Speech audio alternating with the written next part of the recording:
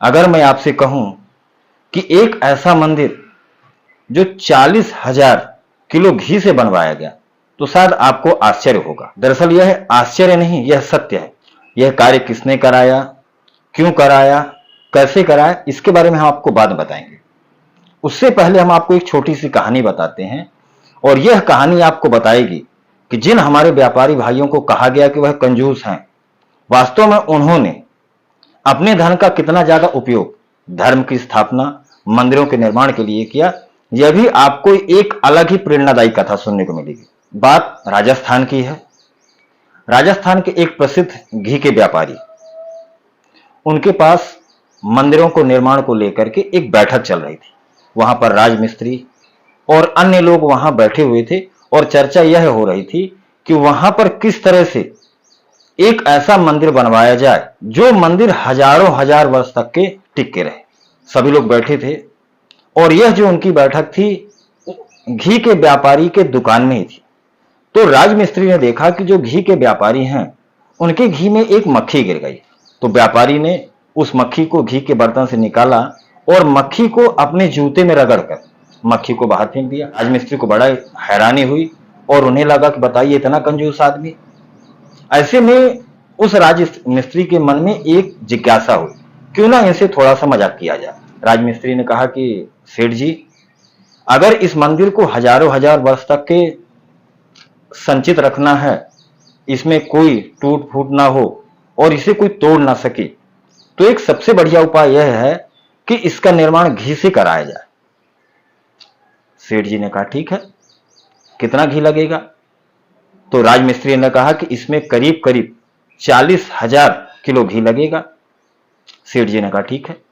राजमिस्त्री को भी लगा कि यह एक मजाक की बात है, और यह जो सेठ जी हैं जब इतने कंजूस हैं कि घी में गिरी मक्खी को भी अपने जूते से रगड़कर फेंक रहे हैं, तो ये भला घी क्या देंगे।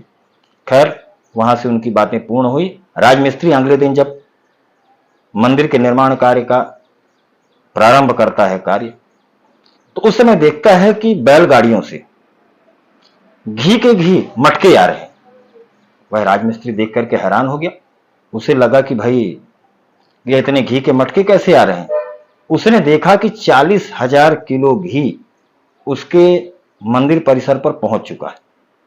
यह देखकर राजमिस्त्री को बड़ा आश्चर्य हुआ, और उसे लगा कि हमने जिन व्यापारी से यह मजाक किया था, उन्होंने हमारी बात को सत्य मान लिया। वह दौड़ा दौड़ा उन व्यापारी के पास गया और उनसे कहा कि सेठ जी, हमने आपसे सिर्फ मजाक किया था, बाकी घी की जरूरत नहीं। तो सेठ जी बड़ी नम्रता से कहा कि नहीं राजमिस्त्री, हमने यह घी अब ईश्वर के नाम पर दान कर दिया, तो इसे हम वापस नहीं लेंगे, और आपको इस मंदिर के निर्माण कार्य में घी का ही प्रयोग करना है। और इसके पश्चात वह जो राजमिस्त्री थे, उन्होंने पूरी तरह से उस मंदिर का निर्माण घी से ही कराया। अब आपके मन में यह प्रश्न होगा कि यह कौन सा मंदिर है, कहां स्थापित है, और कौन है वो महान व्यक्ति जिन्होंने 40,000 किलो घी मंदिर निर्माण में दान कर दिया।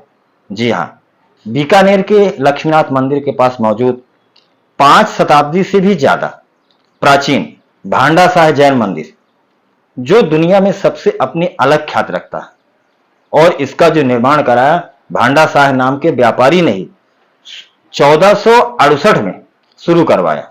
उसके पश्चात 1541 में उनकी जो पुत्री थी, उन्होंने इस मंदिर के निर्माण कार्य को पूर्ण कराया।